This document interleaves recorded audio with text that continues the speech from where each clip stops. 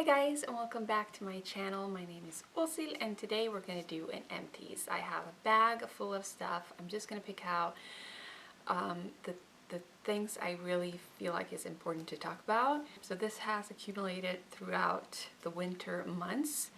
I usually do one of these empties after every season, trying not to have a lot of repeats because I have some favorites that I buy over and over again and I've talked about so many times.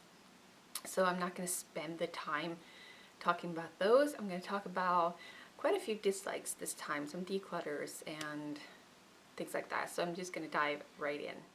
Alright, I have quite a few little samples that I've tried these last few months. There's actually just one that I feel like is necessary to mention. It is the Korres Foaming Cream Cleanser. Pre plus probiotics. I don't even know what that means and what it's supposed to do, but I have probably 5 uses of this, around 5 to 6 uses, and so I got a good feel of whether or not I felt like this was a good cleanser. I think it was really good. I liked it. It took off all my makeup. I felt really nice and clean afterwards, not drying or anything, and I'm really considering purchasing a full size of this. The only thing I haven't checked out if it contains any perfume or bad things, but definitely considering, because Korres is also cruelty free, so that's great. So I wanted to mention that, a little reminder to myself. Let's see, I also tried this one and decided to buy a full size of it. The Skinceuticals Mineral Radiance UV Defense SPF 50 High Protection Universal Tint. So I got a few uses out of this one, just enough to get a feel of if I liked it or not. And I've been looking so long for a good SPF that had a high SPF and that was cruelty free, and I just couldn't find a cruelty free SPF that would work well under makeup, that wasn't too heavy, that worked well for normal to dry skin, all those kinds of things. If you have any recommendations, let me know in the comments, because this is, as far as I know, Skinceuticals is not cruelty free, which I'm really sad about. I did get the Paula's Choice super lightweight light blue tube of SPF, but that one only contains SPF 30 and I really want 50 because I'm getting some hyperpigmentation in my face and I just want to try to avoid that as much as I can. And so I did like the Paula's Choice one. I just wish it had a higher SPF.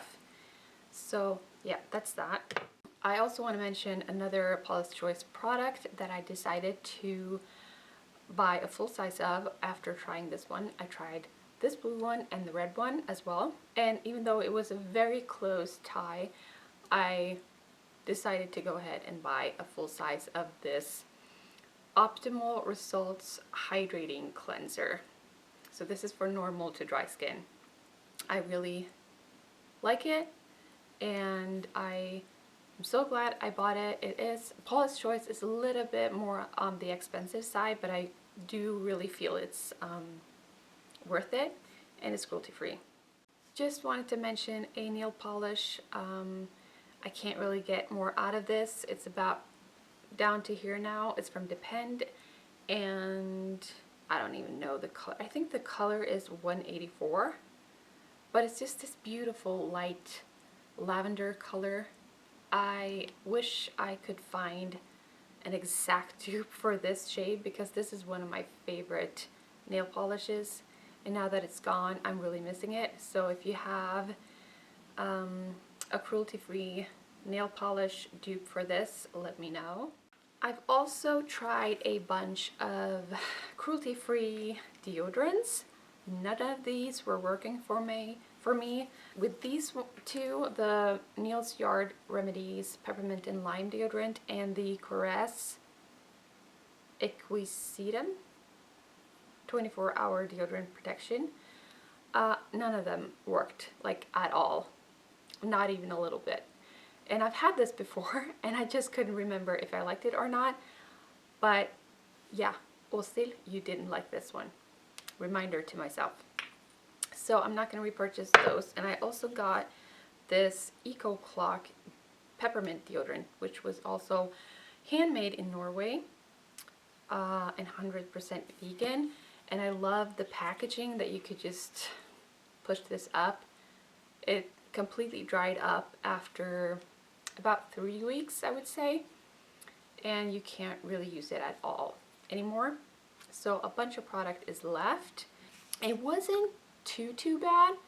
I felt like this worked better than the other two I was just showing you, but if it dries out that quickly, I'm not going to repurchase.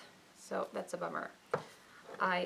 It's impossible, I feel like. I've tried for so many years.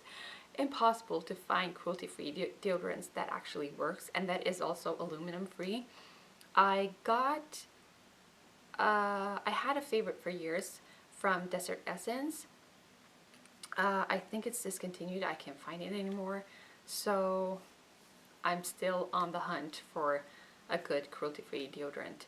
And I do prefer a roll-on rather than anything else, like a cream version or a stick deodorant or a spray or anything like that. I do prefer a roll-on over that. A few declutters. This one I didn't like. It broke me out. The e.l.f. Hydrating Gel Cleanser, Melt Gel Cleanser. I talk more about this in my skincare routine video. And then the Super Milk Nourishing Spray for the hair from Lush. It's just too old, but I did really like it. Now, Pixi is one of my favorite skincare brands, also cruelty-free. But these, also talked about these ones in my skincare video, but the Collagen Eye Serum, didn't really love that one, and it's now expired. This one is also most likely expired, so it's the Retinol Tonic. And now I have a retinol serum, which is so much easier to use, I feel like, than this one. But if you're familiar with using a tonic with a cotton pad, this will probably work great for you. And it's also a great, like, beginner's product when you're introducing retinol in your skincare. Some other products from Korres: White Pine Volume Replenishing, Nourishing, and Deep Wrinkle Day Cream and Night Cream. I don't really have much to say about these. They're so very, like, average. You know that you get good products when you buy them, but it's not like you get a wow effect of them. I like Korres as a brand. They have some good products, both makeup and skincare. But I don't know if I will repurchase these ones. I just bought them back then because I just needed something really fast and I didn't want to think about it. And I knew that Korres would work for me, even though I prefer the Wild Rose series but over this White Pine. But they worked. I probably won't repurchase unless this is the only one available, sort of, and I haven't done any like research, because that's what I like to do before I decide to buy some new skincare. Maybe, but if I'd prefer to find something else that works maybe even better. I used up some set shower gels. The number 7 Beautiful Skin Blissful Body Wash. This was in my advent calendar. This is a nice body wash. I really have no complaints, but I do prefer the scent of this more, because this was a very neutral, still a scent, but very neutral. The Sol de Janeiro Brazilian Foreplay Moisturizing Shower Cream Gel. I mean, this is amazing if you love the scent of this.